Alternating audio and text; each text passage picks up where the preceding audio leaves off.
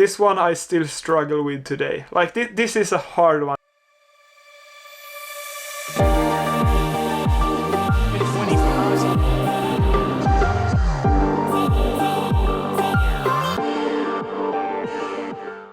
Welcome back to a new video, everyone.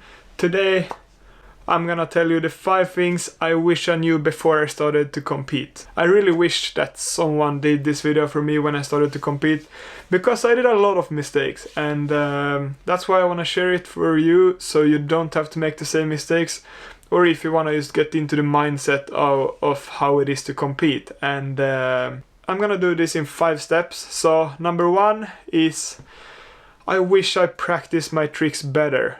With that I mean, before a competition, in the past I just rode my bike. I didn't really focus on anything particular. I just went out and did my riding as usual, like went to the skate park, went to the street, went to the dirt jumps, and I practiced my tricks, but I really didn't practice the contest tricks. And that's the thing, like nowadays when I go to a contest course, I know like I need to have some tricks that I have really dialed. Like I should be able to do them 10 out of 10 times, and I should be able to do them on every jump, kind of, or not every jump, but like I should be able to feel them out on different kind of radiuses, different kind of kickers, and so nowadays I choose some tricks to work on that I need to do on contest course. So like today I do cork 7s, and maybe I want to do double whips and 360 tail whip to bar spins. And those tricks, when I have chosen my tricks, I want to have them really dialed. I really want to focus on those tricks more than the others at the moment before a contest. And if I knew that in the past, I would have planned my practice before a contest better, and it would have helped me a ton. I really wished I knew that before I went. So step number 2. This one is a huge one as well. I think one isn't more important than the others because everyone is related in some way. But I really wish I studied the contest course better. Usually when you go to a contest, you know how the jump feels, or you know how the course looks. You get like a sketch, and or you hear like how the course is gonna be. So for example, in the past when I went to Vienna Air King, which was a step down, so it's when you jump a jump that it's high up and you jump basically like a step down, and then you had one big jump, and then the like size of the jumps went like smaller and smaller. In the past for that contest I did like this. I didn't really train on particular tricks or particular features, or I just rode whatever I kind of felt like. And today, if I would have gone to Vienna Air King or any contest course today, I try to study the course. I try to think like, okay, there's a step down there. What tricks can I do on the step down? And then I go to a place where they have a step down, and I practice that trick so I have it really dialed. And that's what I mean. Like when you have a contest course, you really want to link up the line you're doing and plan the practice like after the contest course, like shape it so you can do the run when you get there. And sometimes it's hard, like when you don't have all the obstacles to practice on, but you can do the best and like try to figure out, okay, if there's a step down, that's it might feel pretty similar to do the tricks on like a small steep kicker, or like, yeah, you know what I mean. Like you can try to figure a way to work around it, kind of.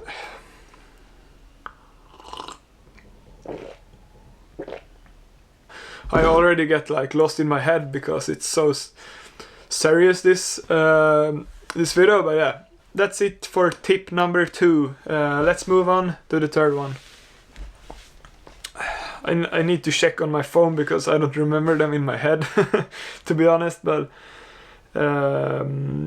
yes, okay. This one is one thing you do when you get to the contest course. when you have been practicing your tricks before, it's to plan the time you're practicing, because when you're at the contest you have limited time on the course. You might have maybe 5 hours total before the qualis, and then you want to like plan out, okay, which trick do I need to do now and which trick can I do later. For example, some tricks you want to do maybe once during practice, and some tricks you want to like, you need to figure out the speed right, and you need to plan out the time you're practicing. And everyone does it their own way kinda, and that's one thing you need to figure out by yourself. For example, me, if I want to do a cork 7 on a jump in a contest, I need to know that I have the right speed. So I try to figure out the speed, like, okay, I need a bit more for the cork 7, so then I run into the kicker and do a backflip where I pull up more and land better, and then I need to figure out when to do that in practice, so I have time to figure it out before the contest run. And that's the thing, if you have that in mind during the contest practice, then you can link up your run way more easy, and that's one thing I didn't do in the past, and yeah, I'm really sorry for it now because it messed up a lot of my contest runs. Okay, that's it for number 3. Let's move on. One quick check again on the phone. Okay, this thing is huge. Don't go over your skill level. I used to be in the mindset sometimes during contests like, okay, when I get to the last jump, I'm just gonna send it. I'm just gonna do a trick I think I can do in my mind, but I haven't really practiced it. Like, I had one of those things like bar spin to tail whip. Like, I know I can do them, like, but I haven't really practiced them at home, but it's a good scoring trick during the contest, and I could just send it when I get there in my run. And for me, that's the wrong mindset, because it's not good in the long run. When you take risks like those, then you it could work sometimes, but most of the time it won't work, and it's not a safe way to compete, and it's not really a good tactic, if you know what I mean. It's way better to have prepared your banger tricks that you're gonna do in your run, and yeah, sometimes you could send it and like take a chance on some tricks, but it needs to be calculated for it to be a good way to compete, kinda. And of course everyone does it their own way, and you could send it and you could land your run, but I feel like it's way more safe to prepare the tricks at home and practice them a lot. I did have the send it mode myself for the first year when I went competing. If I would have known this when I started competing, I would have done a lot better in the competitions a lot more early, and that's why I wanna tell you that it's better to do the tricks you're dialed at the contests, and then step up the trick level when you learn the tricks properly. And of course you can have planned the tactic, like I do a safe run and then I send a more risky run in the second, but yeah, in the end you need to practice your tricks. Let's move on to number 5, and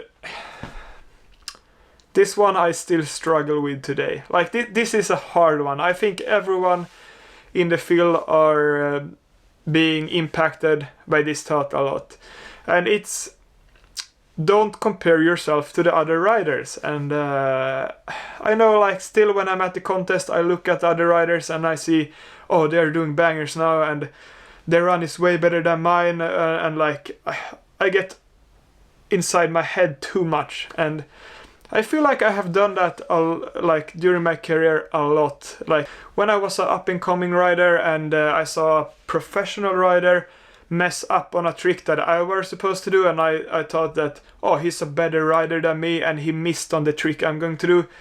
It must be super hard to do on that jump. I could get those thoughts inside my head, and then I was like, okay, I can't do it by myself. I need to change my trick to something easier. But in fact, like, they could have messed up on something like super stupid, like it could have been windy, or it could have been, I don't know, they could have like a bad day on the bike and you could have a really good day, and it doesn't mean really that you can't do a trick because a better rider than you or a more experienced rider than you mess up on it. And that's the thing, you shouldn't compare to the other riders, but you could still like check and learn from them, obviously, during practice. If like they do a trick and they case, then you should maybe think about the speed more and stuff, but that's a whole other talk kind of. But I feel like today I try to look at the riders, like if they're doing a trick and I'm like, oh, that's cool, but one trick really doesn't mean anything to the whole contest run, because you need to link everything up, and the best way is to just focus on your own run, kinda, and like, okay, how should I do my best in the competition, and not really think like, okay, he did this, and like, then you're just getting inside your head too much, and in the end you're competing against yourself because you want to get to the best level you can get at. So yeah, that's the one I'm still struggling with today, but I'm getting better at it, and I think all these tips are like, you need to figure them out by yourself, kinda, and that's kind of the process for everyone. Some people get it faster, and for some others it takes a bit more time. For me, I feel like I'm one of the slower riders. In the past few years I have started to learning everything, and like I'm still learning every day about this, but yeah, it's getting better, and I think everyone has their own journey. Yeah, so that's it. Hope you got some value out of this one, and you learned something. Like I think in the riding scene, in life, it's all about learning and progressing, and yeah, being better at whatever you're doing. And I think that's what we're doing as riders, and everyone has their own journey, so that's cool. And also the 2000 special video is coming soon, or actually a lot of people have wanted to see Game of Bike videos, and a couple of years ago me and my friend started a Game of Bike video series, kinda, and I think I wanna start to do that again. If you think it's a good idea, please let me know, because it would be a good way to get some other riders involved, and super cool to visit different kind of spots to play a game of bike at. Yeah, it could be a cool idea, I don't know. Let me know if you think that.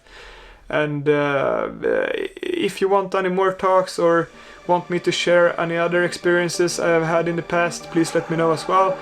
Other than that, thank you for watching, I love you, see you soon.